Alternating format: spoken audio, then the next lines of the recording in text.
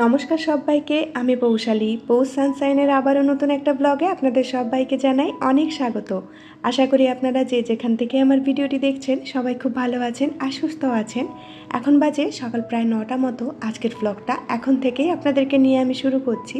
আশা করি আজকের ব্লগটা আপনাদের অনেক ভালো লাগবে। আর যদি ভালো লেগে থাকে তাহলে প্লিজ একটা লাইক কমেন্ট করে জানাতে ভুলবেন না। আর চ্যানেলের নতুন বন্ধু হলে অবশ্যই চ্যানেলটিকে সাবস্ক্রাইব করে আমার পাশে থাকবেন। বৃষ্টি হওয়ার পরে কিন্তু ওয়েদারটা অনেকটাই চেঞ্জ হয়ে গেছে। বলুন আপনাদের এখানে ওয়েদারটা কেমন আছে অবশ্যই জানাবেন। আমাদের এখানটায় নয় ঠিক গরম, আবার নয় ঠিক ঠান্ডা। তো মোটামুটি বলা যেতে পারে ওয়েদারটা বেশ ভালোই রয়েছে।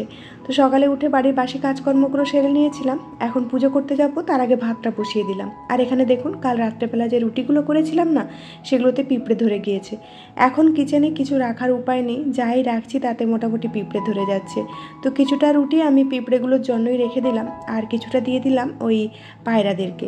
শুধু পায়রা যে খায় তা বলবো না, আশেপাশে অনেক কাক থাকে, তাছাড়া অনেক ছোট ছোট পাখি রয়েছে, তারাও কিন্তু খেতে আসে। তো যেদিনে করে রাতে রুটি করি, ওদের জন্য একটা রুটি এভাবে বানিয়ে রেখে দিই। আর এখন আমি সকালবেলা না একটু ব্রেকফাস্ট বানিয়ে নিচ্ছি। আজকে সকালবেলা একটু ছাতুর পরোটা বানাবো। ওই ট্র্যাডিশনাল ছাতুর পরোটা বানাতে গেলে যা পরিশ্রম, তাই আমি এই শর্টকাট একটা পদ্ধতিতে বানিয়ে নিচ্ছি। 1 কাপ মতো আটা নিয়েছি, তার মধ্যে 2 কাপ ছাতু নিয়েছি, গুঁড়ো ছাতু। আর এর মধ্যে সমস্ত মশলাগুলো মিশিয়ে দিলাম, মানে ওই হলুদ গুঁড়ো, লঙ্কা গুঁড়ো, আর একটুখানি জোয়ান, আর একটুখানি সর্ষের তেল। আর সর্ষের তেল দিলে দেখা যায় ছাতুর পরোটার মধ্যে খুব সুন্দর একটা ভালো ফ্লেভার আসে। তো সব কিছু ভালো করে মেখে নিয়ে তারপরে গরম জল দিয়ে আটাটাকে আমি মেখে নিয়ে রেখে দিয়েছি। আর এখানটা মেয়ের জন্য একটুখানি বেসনের শিরা বানাচ্ছি। এই রেসিপিটা মনে হয় আগেও আপনাদের সাথে শেয়ার করেছিলাম।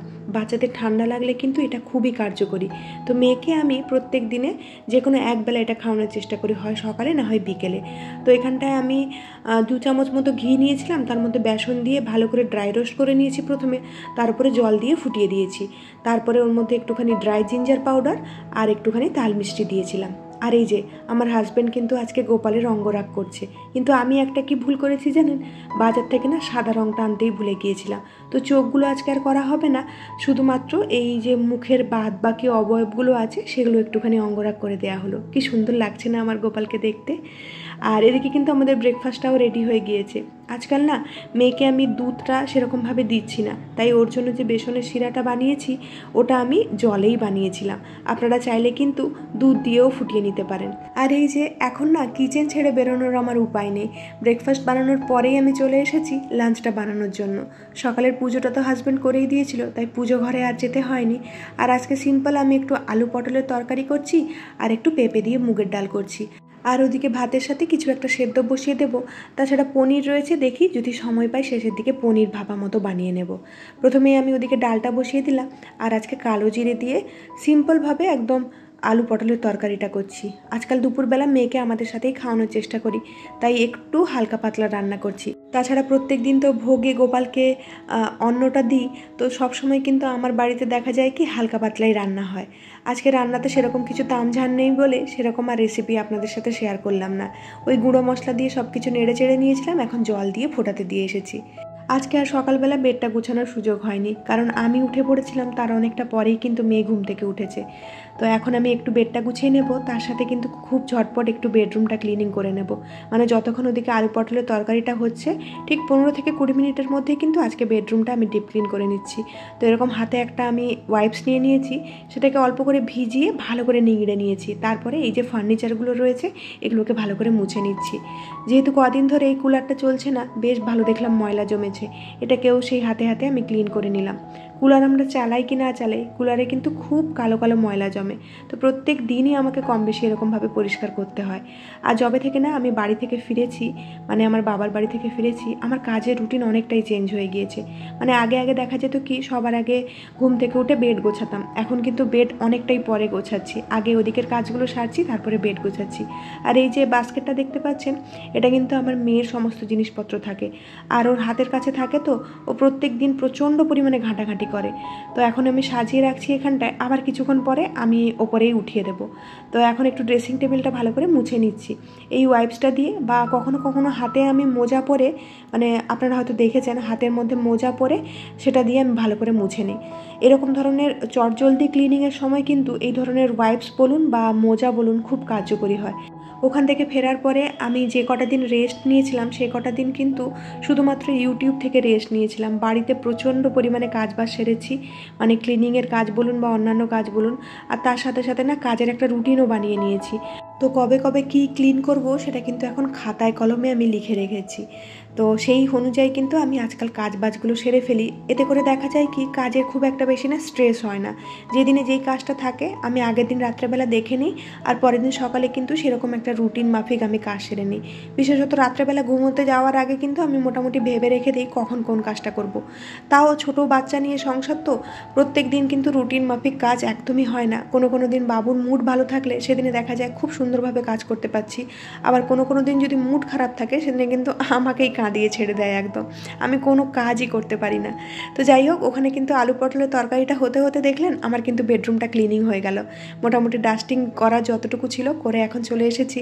আর ডালটা বসিয়ে এদিকে আমি এই যে বোতলগুলো ছিল সেগুলো একটু ভালো করে আমি ধুয়ে নিচ্ছি। এই বোতলগুলো কিন্তু আমার প্রায় রোজই ধোয়া হয়, মানে প্রত্যেক দিনই আমি একটা কিংবা দুটো করে বোতল ধুয়ে থাকি। তাতে করে না এই সমস্ত কাজের ঝামেলাগুলো খুব একটা বেশি স্ট্রেস দেয় না। নাহলে আগে আগে দেখা যেত কি এই বোতল ধোয়ার কাজটাই আমার কাছে অনেক বড় মনে হতো। তো এখন আমি এরকম ধরনের ছোটোখাটো টিপস ফলো করে কাজগুলো কিন্তু খুব সুন্দরভাবে সেরে নিচ্ছি। এখন কয়েকটা বোতল খালি ছিল, সেগুলোকে ভরে রেখে দিলাম। সাধারণত ওর বাবা ভরে থাকে, কিন্তু আজকে মানুষটা রেস্ট নিচ্ছে দেখে ভাবলাম আমি হাতে হাতে কাজগুলো সেরে রেখে দিই। তাতে আমারও স্ট্রেস হয় না, আর ওরও মনে হবে না যে আমি এই কাজগুলো করলাম না। যাই হোক, রান্নাবান্না প্রায় শেষের দিকে। এখন মেয়েকে একটু মুসাম্বির জুস খাইয়ে দেবো। এখন তো খেতে খুব একটা বেশি চাইছে না, তাও জোর জবরদস্তি করে খাওয়াতে হচ্ছে, তা না হলে শরীরে এনার্জি পাবে কোথায় বলুন। যা পরিমাণে অ্যান্টিবায়োটিক খাচ্ছে, তো শরীরে খাওয়ার দেওয়াটা না খুবই গুরুত্বপূর্ণ। আর এখানটায় কালকে আমি মোড় থেকে কয়েকটা জিনিস অর্ডার দিয়েছিলাম, না কিছু মোড় থেকে দিয়েছিলাম, কিছু আবার বিগ বাস্কেট থেকে দিয়েছিলাম। আমি এরকমই করে থাকি।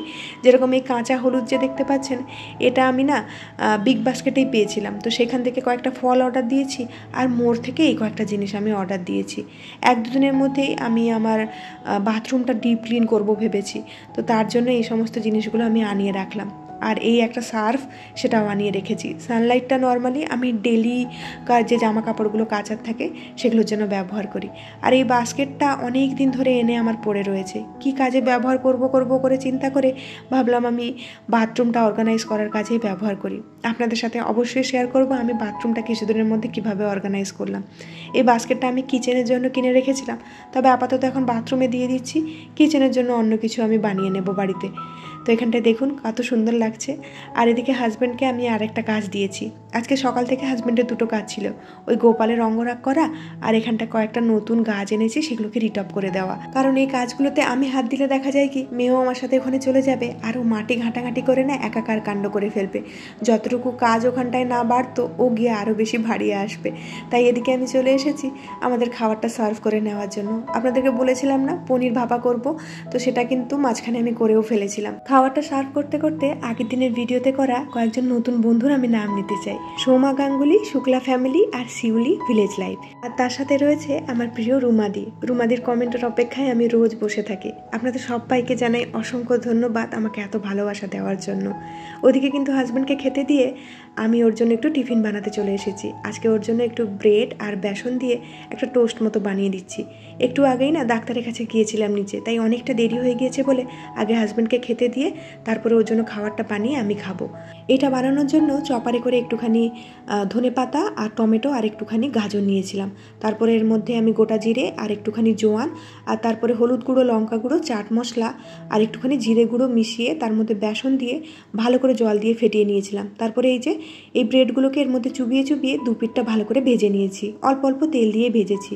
খুব সুন্দর হয়েছিল কিন্তু দেখতে, আর তার সাথে খেতেও ভালো হয়েছিল।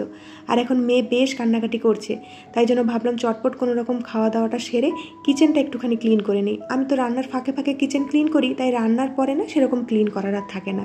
তাই কোনো রকম কাজটা সেরে নিয়ে মেয়েকে ঘুম করিয়ে এসেছি। তারপরে এখন আপনাদেরকে আমার ব্যালকনির অবস্থাটা দেখাচ্ছি।